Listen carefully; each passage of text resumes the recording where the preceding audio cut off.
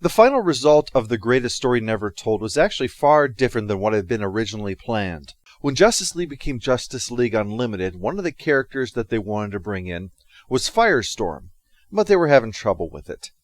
This was originally going to be Firestorm's origin story, combined with a plot involving Clayface, but after working it and reworking it, it still refused to be worked out. They finally scrapped it and started over with a blank page, finding a way to bring Firestorm in, and this time, while the direction was going much better, the biggest obstacle was Firestorm himself. So in a rather amusing turn, Firestorm wound up getting ejected from the Firestorm episode and consequently never appeared in JLU, not even as a background character. They were already having trouble finding a way to make Firestorm's look fit the DCAU, so when the story was shelved they decided they had enough background characters as it was, so they didn't need to bother figuring out how to make him look. So if there is no Firestorm, who then will be taking over for the episode? Citizens of Metropolis, behold! Booster Gold! Traveling back through time from the year 2462 AD, Booster Gold has come to battle today's wrongdoers. It's a very rare thing when your sidekick happens to also be your main publicist. Booster Gold, protecting his past to ensure your future.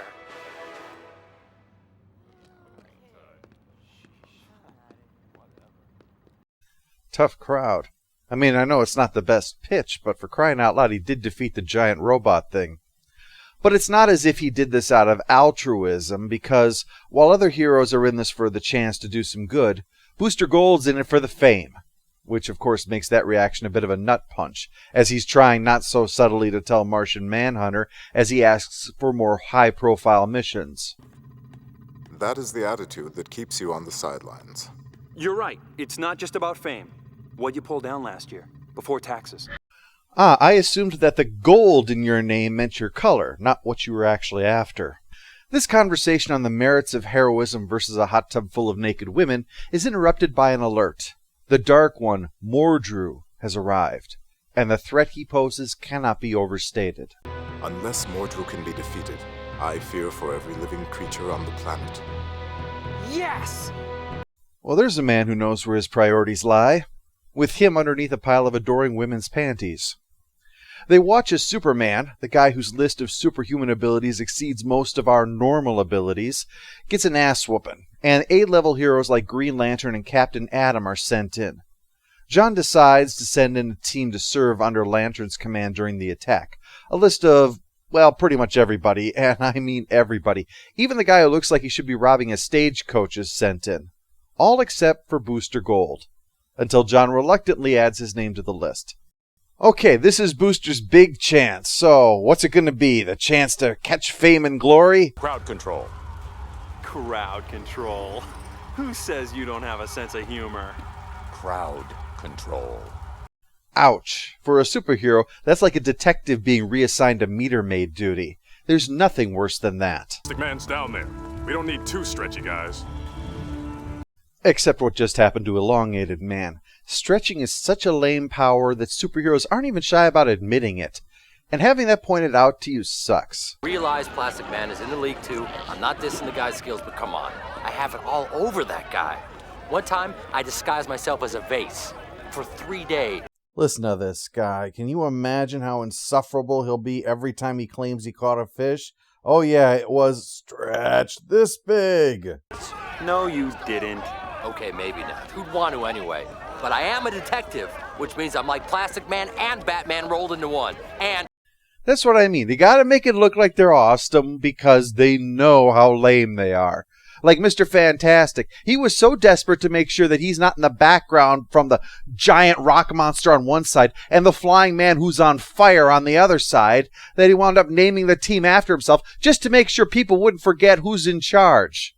Stretchy guys have such a desperate need to overcompensate, which, you know, is hilarious because the one benefit of their power is that they don't need to overcompensate for something that men often overcompensate for. That makes it all the more humiliating then when the Elongated Man is called into the action rather than Booster Gold. Maybe they needed a vase. Booster is, of course, rather bothered that he's missing out on whatever's going on over there. It's probably cool stuff.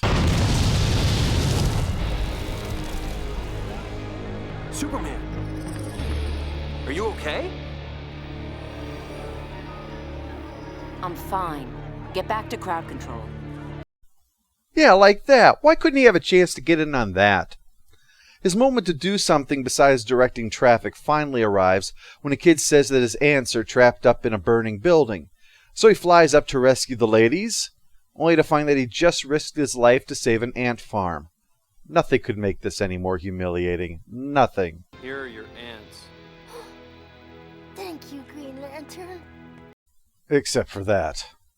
His latest heroism of helping an old woman read a map is interrupted by an earthquake that damages a nearby lab, where he can leap in and show how deserving of adoration he is. She's beautiful. And in distress, my favorite kind of damsel. That he's not deserving of any. She explains that they were working on an experimental new energy source when the disaster interfered. This part is probably tied in with the Firestorm origin storyline that was dropped.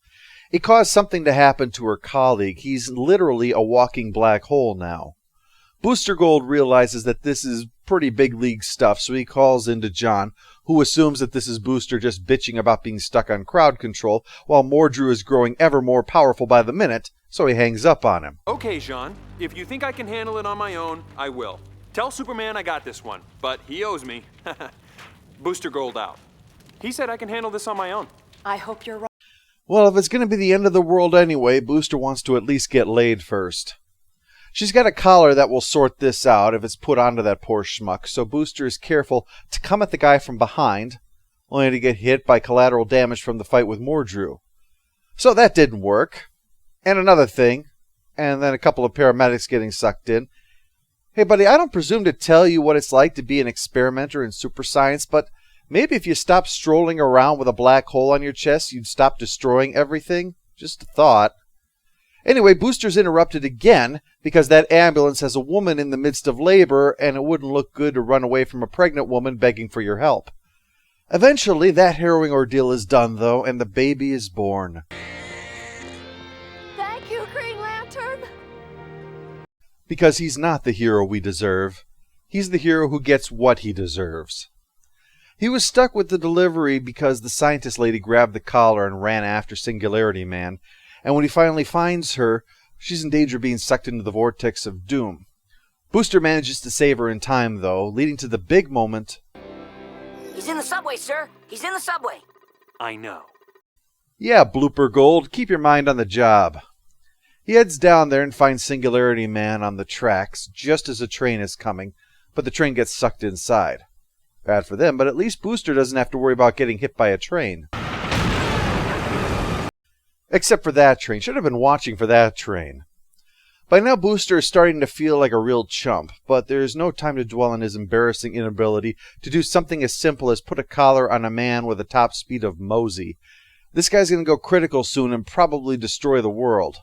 The problem is that Mordru is already working on that, and part of his magic brings a building to life and attacks the scientist lady, so Booster runs off again in order to go fight it. Only problem is, how do you fight a building? Booster figures you fly up and punch it about where its head would be, a plan that fails to work for obvious reasons. It falls to Singularity Man to actually save the day. He points the thing on his chest at the building and sucks it inside. And now you have hit rock bottom, Booster. You were just rescued by the menace you're trying to stop. It's like Lex Luthor dropping his kryptonite ray for a minute just to make sure that Superman's not getting hurt too much by it. This seems to sink in as Booster openly admits what a loser he is, that he only came to the past because in the future he's such a miserable failure that this is his one chance, and he couldn't even do this right.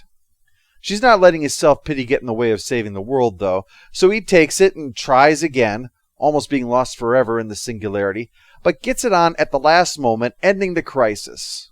Well, this specific crisis. Plus everything gets puked back to reality intact, so that's a win too. But Booster still isn't really feeling like a winner. He's no more a hero than that loser Elongated Man, really.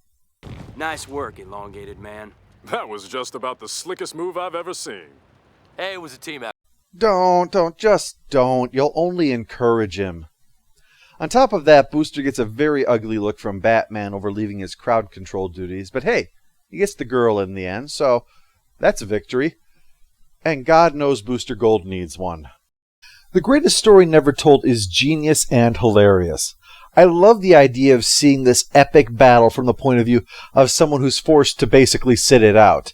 And the story hit just the right balance of seeing Booster Gold crapped on and seeing that, karmically speaking, he deserved every bit of it. The episode impressively combines a great comedy script with the perfect character journey. We see as the situation beats him down that Booster's own ego is likewise being torn down, leaving him with the realization of what a sham he is when he's pretending to be a hero, and yet allows him to step up and be a genuine hero in the end. Tom Everett Scott and Billy West, who did Booster and his hovering sidekick Skeets, had such a good double act that the two would return playing these characters, who appeared only in this episode of JLU, for 8 episodes of Batman the Brave and the Bold, years after JLU was off the air. It's an unimportant episode, of course, because, as I said, they didn't feature again in this show, but it's still a worthwhile outing to be sure. Plus, I love the title. That and that snarky guy who operates the transporter. Energize! Doofus.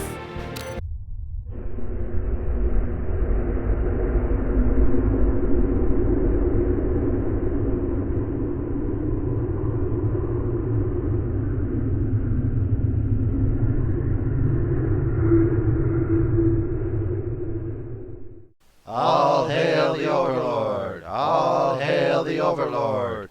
Excuse me, Green Lantern? For the last time, I am not Green Lantern.